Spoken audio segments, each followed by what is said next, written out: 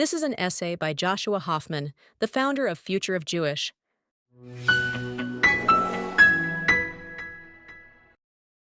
There are many ways to leave one's job at a prestigious institution. Bari Weiss chose the most dangerous one. She told the truth about it. Since the day she publicly resigned from the New York Times in 2020, Weiss has largely been treated not as a journalist who terminated her employment, but as a heretic who defected. For the media's self-anointed elite class, the New York Times is not merely a newspaper, it is a holy grail, a credentialing authority, a moral cathedral. To leave it loudly, publicly, and with receipts is an unforgivable sin. To leave it while Jewish, independent, and unapologetically Zionist is worse. The campaign against Bari Weiss did not begin when she took power elsewhere. It began the moment she exposed how power actually works inside one of the world's most influential newsrooms. Weiss joined the New York Times in 2017 as an op-ed staff editor and writer covering culture and politics. She was hired by opinion editor James Bennett in the aftermath of the 2016 U.S. presidential election won by Donald Trump, when the New York Times openly acknowledged it had failed to understand the country it claimed to cover. The mandate was clear: broaden the ideological range, publish writers who didn't instinctively see the New York Times as home, and rebuild trust with readers beyond a narrow political class. James Bennett later described what went wrong. Times readers are being served a very restricted range of views, he wrote after his own forced resignation in 2020. What had once been liberal bias, he argued, had hardened into something more dangerous: illiberal bias, an impulse to shut debate down altogether. Courage, he warned, was the missing virtue. The moral and intellectual courage to take the other side seriously and to report truths and ideas that your own side demonizes, for fear they will harm its cause. Weiss was hired to embody that courage. And for a time, she did. She helped bring to the New York Times voices that almost never appeared there: Venezuelan dissidents, Iranian feminists, Hong Kong Democrats, heterodox liberals, conservatives, and thinkers who refused to fit neatly into ideological boxes. Her bylines and edits reflected a belief that journalism is not about enforcing consensus, but interrogating it. And precisely that belief made her radioactive. Weiss also resigned from the New York Times in 2020, publishing her resignation letter, which instantly became one of the most important journalistic documents of the past decade. Not because it was dramatic, but because it was precise. In the letter, she wrote, quote, "Instead, a new consensus has emerged in the press, but perhaps especially at this paper, that truth isn't a process of collective discovery, but an orthodoxy already known to an enlightened few, whose job is to inform everyone else." As Weiss pointed out, the crisis in contemporary media is not merely ideological, it is structural. Journalism, as a professional practice, has increasingly been replaced by what might be called activist journalism. This is a form of reporting that begins not with curiosity or verification, but with a predetermined conclusion. Stories are selected for their ability to reinforce pre-existing moral judgments, rather than to illuminate the world. Reporting becomes a form of moral signaling, where the performance of virtue outweighs the pursuit of facts. Newsrooms operate less as truth-seeking institutions and more as political actors, shaping narratives to advance particular agendas and to cultivate audiences in alignment with those agendas. The standards that once defined journalistic rigor, source verification, balance, fairness, and a commitment to complexity have been subordinated to ideological loyalty. Weiss represents a stark contrast to this model, not because she is right-wing or centrist, but because she is not an activist journalist. She practices journalism as it was traditionally understood, a profession in which facts precede interpretation, where the reporter's role is to investigate and present, not to moralize or enforce conformity. She insists on older professional standards: curiosity, fairness, independence, and intellectual courage, all standards that demand engagement with multiple perspectives rather than a single sanctioned worldview. Her method is conservative in the sense that it preserves these traditions, not in the sense that it advances any political agenda. And so, after leaving the New York Times, Weiss promptly founded the Free Press, an independent publication explicitly organized around the principles her resignation letter defended: open inquiry, ideological pluralism, moral clarity, and editorial courage. It was neither a partisan outlet nor a contrarian gimmick. It was, in many ways, a restoration project, an attempt to rebuild a style of journalism that assumed adults could handle disagreement, and that truth emerges through argument rather than enforcement. The response was immediate and revealing.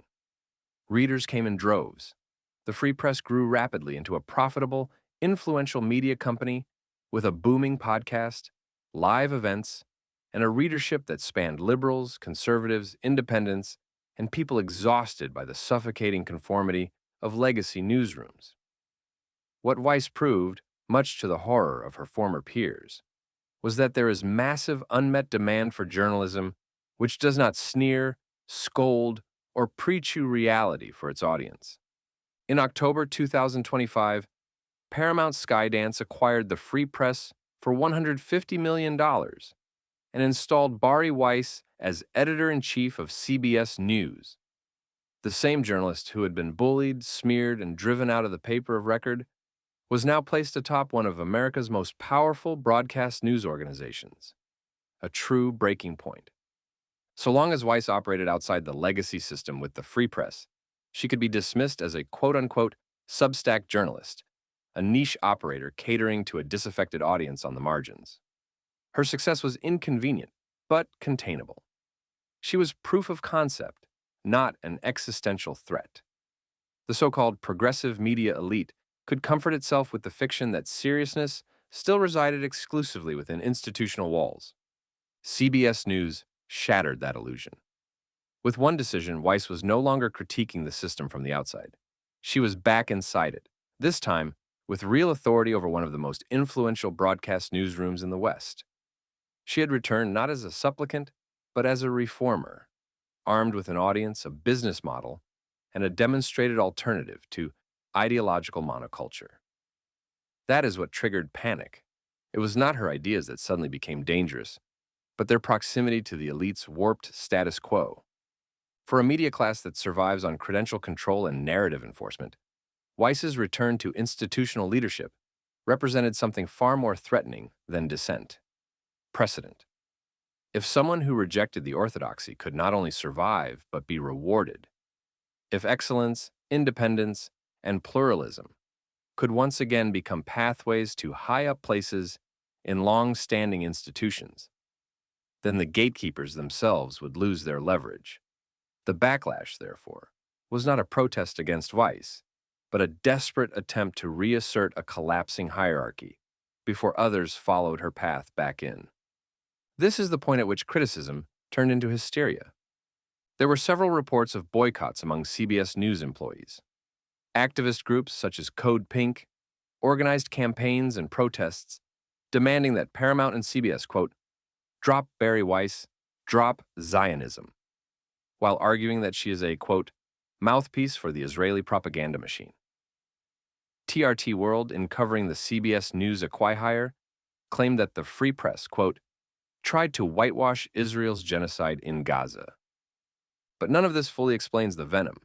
For that, one must say the quiet part out loud.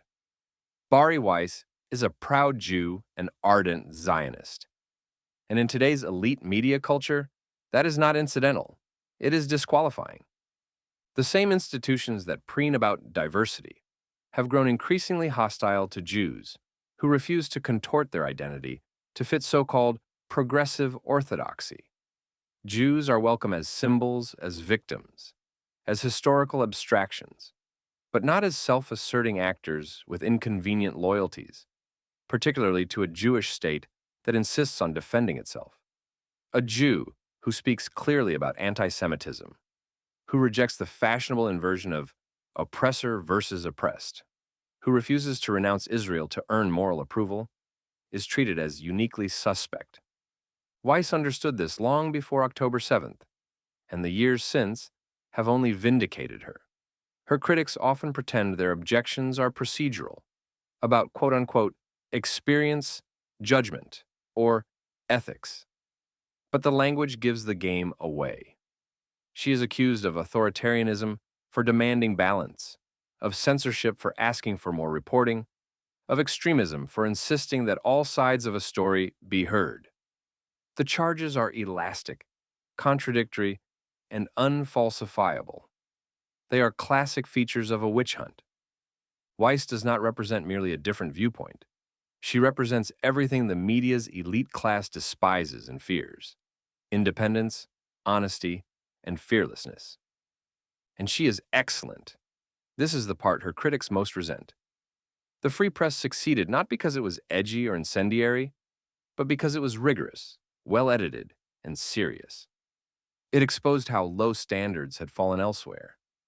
The rage directed at Weiss is therefore not really about Israel or Gaza or CBS News, or even the free press. Those are the pretexts. The deeper offense is that she broke the spell. She demonstrated that the emperor not only has no clothes, but that the audience can see it too, and will reward those who say so plainly. For decades, elite media institutions operated on an implicit bargain. Credibility flowed from institutional affiliation rather than from accuracy, courage, or trust earned with readers. To challenge that bargain was to threaten the hierarchy itself. Weiss did more than challenge it. She exited it, built something better, and proved that the hierarchy was never necessary to begin with. That she did so as a Jew who refuses to apologize for Jewish self-determination only sharpened the backlash. Zionism, in the contemporary media imagination, has become a moral contaminant, evidence not of national liberation, but of original sin. To be a Jew in good standing today, one must whisper, hedge, disclaim, and ultimately disavow. Weiss refuses. She speaks about Israel the way serious adults speak about complexity, acknowledging tragedy without indulging lies, recognizing power without denying vulnerability, insisting on moral clarity without surrendering to moral narcissism. This is exactly what the new orthodoxy cannot tolerate. It requires Jews to be either powerless or penitent. Weiss is neither. Even as far back as 2017, Weiss reported on New York Times colleagues calling her, quote, a Nazi and a racist. She said that she, quote, learned to brush off comments about how I'm writing about the Jews again, and several colleagues perceived to be friendly with me were badgered by co-workers. In that sense, the attacks on her are not anomalous. They are diagnostic. They reveal a culture that has confused righteousness with conformity, empathy with ideology, truth with consensus, and the moral high ground with anti-Semitism. This is a culture that punishes those who insist reality exists independently of narrative, and that our job as a free and open society is to confront it, not curate it. Bari Weiss is not guilty of destroying trust within Western societies. She simply exposed those who already had. And that is why she will endure. Her quiet authority demonstrates someone who tells the truth, accepts the cost, and refuses to be afraid. This is the path Weiss chose when she walked out of the world's most prestigious newsroom with her integrity intact. It is still the path she's on, and it is why, in the end, Bari Weiss won.